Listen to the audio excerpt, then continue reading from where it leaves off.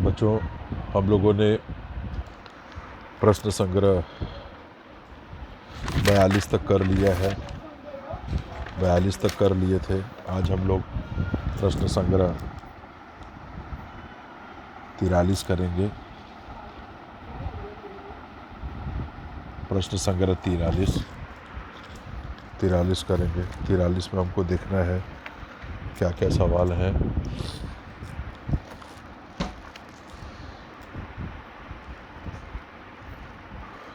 बच्चों प्रश्न संग्रह 43 43 हम लोगों को करना है। बच्चों, हम लोगों ने 42 कर लिया था, 43 करेंगे। प्रश्न संग्रह 43 हमको करना है।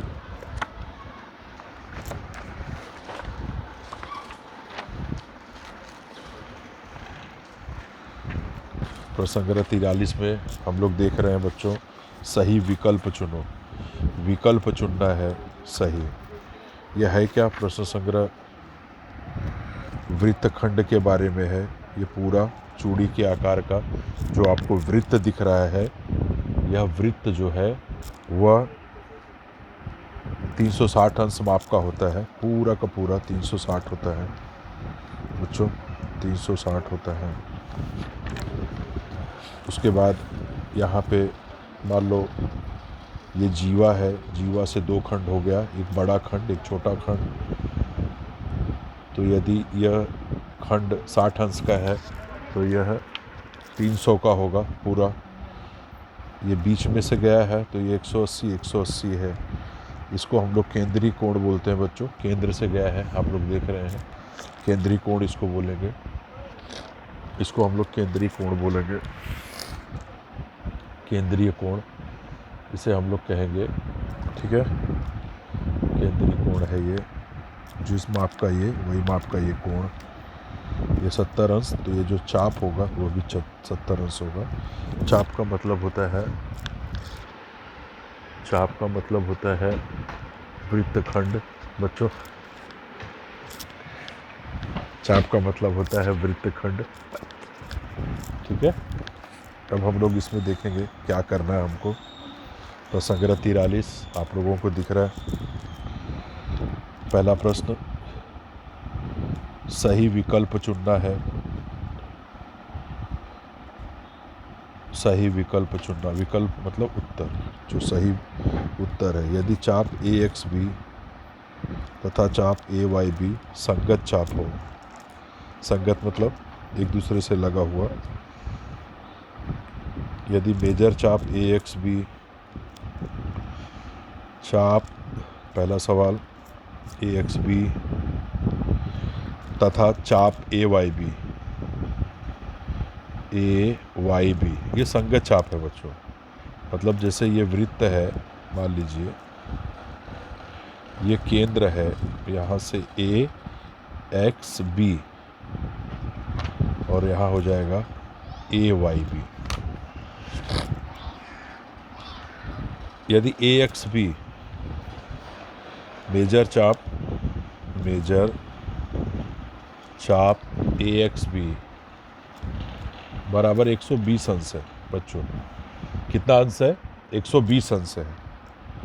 तो मेजर चाप AYB बराबर हो जाएगा 360 माइनस 120। कैसे? AXB ये कितना है? 120 अंश का है, 120 अंश का है। ठीक है, ठीक। ये कितना है? पूरा वृत्त होता है 360 अंश का। तो 360 में से यदि 120 अंश निकाल देंगे तो जो बचेगा वह क्या हो जाएगा? चाप AYB का माप हो जाएगा। तो 0, 6 में से 2 गए 4, 3 में से 2, 1 गए 2, 240 अंश। पहले का उत्तर हमारा आएगा 240 अंश। इसमें बच्चों हमको देखना है, आप लोग देख रहे हैं विकल्प कौन सा है। 240 तीसरा।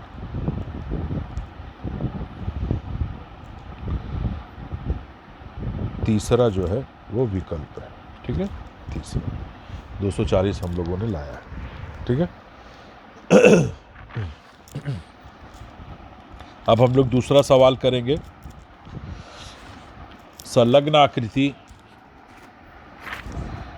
के ओ केंद्र वाले वृत्त में, एक ओ केंद्र वाला वृत्त है, ओ दिख रहा है आप लोगों को। ओ केंद्र वाले वृत्त में वृत्त के कुछ वृत्त खंड दिए गए हैं। एक खंड ये दिया गया है क्यू एक्स पी, एक खंड दिया गया है पी आर, एक खंड दिया गया है आर वाई क्यू। उनमें से वृत्त के लघुचाप, वृत्त का लघुचाप, लघुचाप का मतलब हो गया छोटा। फिर है दीर्घचाप, दीर्घचाप का मतलब हो गया बड़ा वृत्तखंड। और एक है अर्धवृत्त, अर्धवृत्त माने आधा आधा, ठीक है। इसका नामांकन करना है बच्चों, ये आकृति से देखकर, ठीक है। इस आकृति से देखकर नामांकन करना है, ठीक। ये आकृति कौन सी है उसको हम लोग देखेंगे, ठीक है। तो पहला है लघुचाप। लघुचाप आपको दिख रहा है, ये जो चूड़ी का छोटा टुकड़ा, वृत्त का छोटा टुकड़ा दिख रहा है वो। तो लिखेंगे चाप, लघुचाप हो जाएगा चाप P x Q, P x Q, ये लघुचाप हो गया छोटा, ठीक है।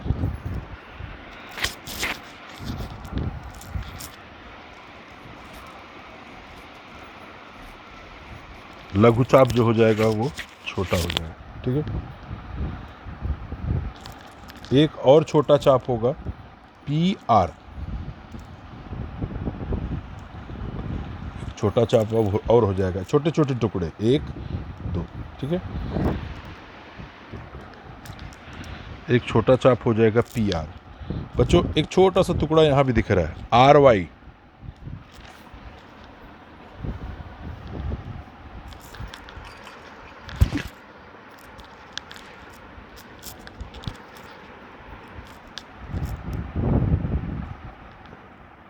अरे यहां लिखेंगे, सॉरी, लघुचाप में चाप आर वाई।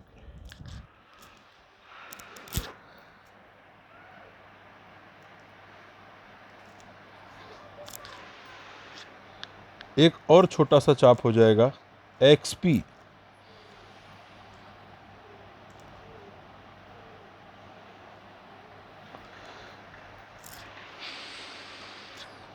एक और छोटा सा चाप हो जाएगा एक्स क्यू।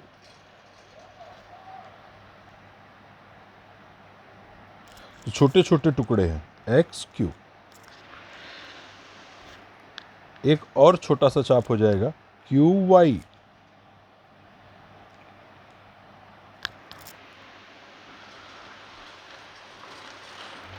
एक दो तीन चार पाँच छः, एक दो तीन चार पाँच छः, ठीक है। अब आ जाओ बच्चों दीर्घचाप। दीर्घचाप का मतलब होता है जो बड़े चाप है। तो चाप P Y Q, P Y Q बड़ा चाप होगा, ठीक है। P Q R, P Q R. अब आ जाओ बच्चों अर्धवृत्त। अर्धवृत्त में दीर्घचाप हो गया पी क्यू आर, ठीक है। चाप आर क्यू वाई, चाप आर क्यू वाई भी हो जाएगा। चाप एक्स क्यू पी,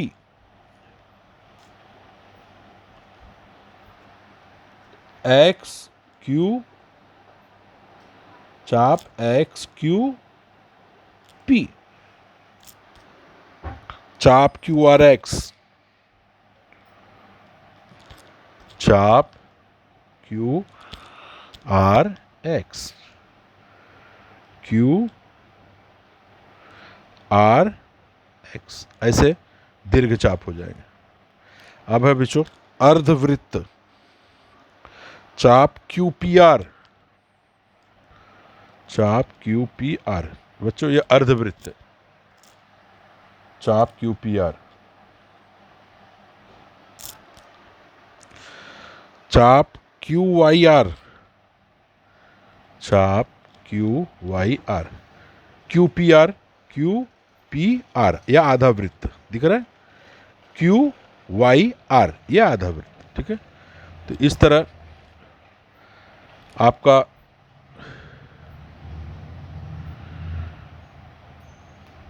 तीसरा, दूसरा,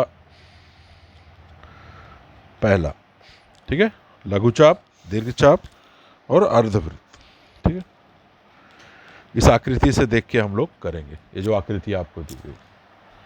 उसके बाद है बच्चों तीसरा प्रश्न, संलग्न आकृति के ओ केंद्र वाले वृत्त में पी एक्स क्यू का माप 110 है। पी एक्स क्यू, ये जो पी एक्स क्यू है, लघुचाप पी एक्स क्यू का माप कितना है? 110 अंश। तो जब ये 110 अंश है तो दीर्घचाप मतलब जो बच गया पी वाई क्यू का माप क्या हो जाएगा बच्चों? 360 अंश माइनस 110। ये पूरे सर्कल में, ये पूरे वृत्त में एक का माप यदि 110 है तो 360 में से उतना खंड घटा दो तो जो बचेगा वो बड़े वाले वृत्त खंड का चाप, उस चाप का माप होगा। तो 0, 6 में से 1 गए 5, 3 में से 1 गए 2, 250 अंश। तो बच्चों इस तरह आप लोगों ने प्रसंग्रह 43 कर लिया, पूरा देख लिया, समझ लिया। 43 के बाद फिर नया पाठ है, नया पाठ हम पढ़ेंगे। तो बच्चों इसको अच्छी तरह से समझ लीजिए, देख लीजिए। उसके बाद हम लोग नए पीरियड में नए शीर्षक के साथ, नए विषय वस्तु के साथ मिलेंगे। तब तक के लिए धन्यवाद।